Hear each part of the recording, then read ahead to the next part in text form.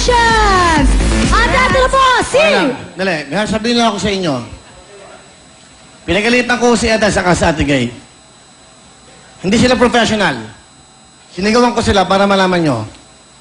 Nagalit sila dahil hindi sila nalo sa costume. Itong lahat ng ito, biruan lang.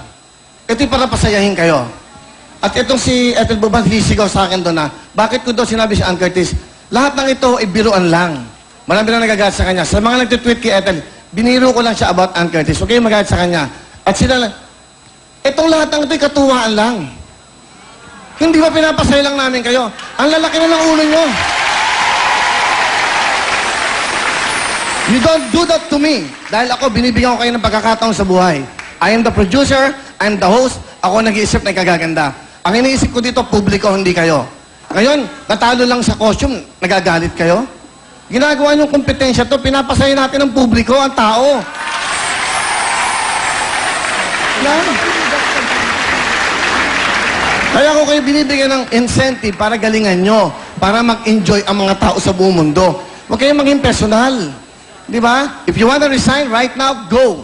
Hindi ko kayo pipigilan. You don't do that. Magrespeto kayo. Ethel, galing ka sa baba, inaangat kita. Ganyan ang gagawin mo sa akin. Mag-isip ka.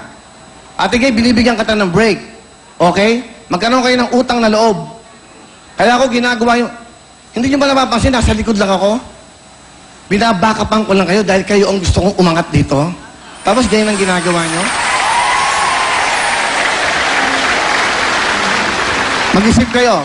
Magkaroon kayo at tumingin kayo kung saan kayo nanggaling. Huwag kayong umangat. Huwag kayong masilaw at huwag kayong malunod sa palakpak at sigaw ng tao sa isang kanta. Tandaan nyo to. Hindi ganun ang pagsikat sa mundo.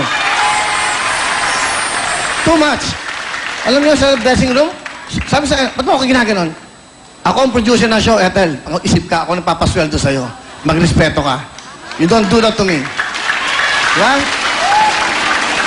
Marami na ang sasabi sa akin, huwag kang kunin kasi ugali mo. Pero nagtiwala ako sa'yo dahil may talent ka.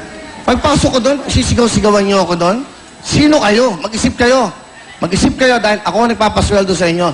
At hindi nyo dapat ginagawa yan sa taong nagbibigay ng magandang buhay sa inyo. Sobre. I was so surprised na magagaganon sila. Lahat ng ito, biruan lang, sayahan lang. Yung pera ni Ana, so solid din yun para mapasaya lang namin kayo. Hindi ito para sa amin, para sa inyo to. Ngayon, dahil dyan, ayoko na may cash, ayoko na merong konsyerto na yan. Di ba? Pasapin niyo yan. Hindi, para alam nyo, mamaya ano lalabas sa dyaryo, ganito, mayabang na naman si Willie. Yun ho, ang totoo. Yung mga fans sa Ann Curtis, it's just a joke. Joke lang po yan. Kasi yung suot naman niya. Hindi po wala. Di ba? Parang mali di ba? Dahil mag-ano muna tayo, gap muna tayo.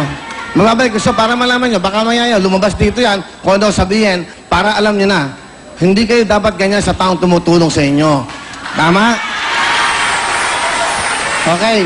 At hindi kami ang bida rito. Ang publiko ang bida sa programang ito.